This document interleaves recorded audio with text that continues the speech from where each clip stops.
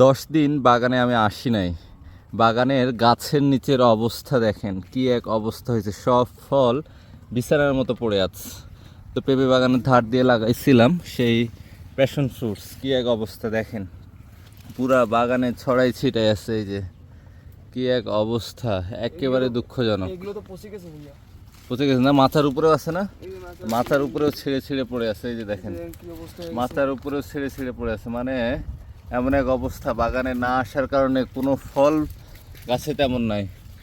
কি এক অবস্থা, একবারে প্রত্যেকটা ফল এরকম পোকা পচন, স্প্রে নাই, যত্ন নাই। আসলে কি বলবো, যত্ন না থাকলে এমনই হবে, এটাই হচ্ছে রিয়েলিটি। এই যে অল্প কটা আছে গাছে ঝুলে, ম্যাক্সিমামে মাটিতে পড়ে আছে।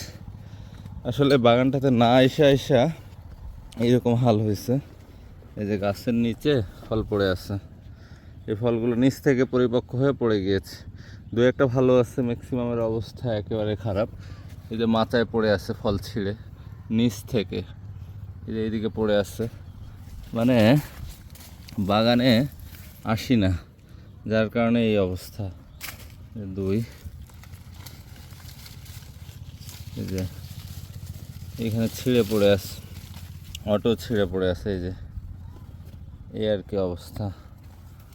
তো কি বলবো, স্প্রে যদি দিতে পারতাম তাহলে হয়তো খুব ভালো হতো। তো আজকে সব ফল মানে দেখো ব্যাক ব্যাক বড় করে, এই যে এই আর কি অবস্থা, একেবারে দুঃখজনক। সবগুলো কি অবস্থা।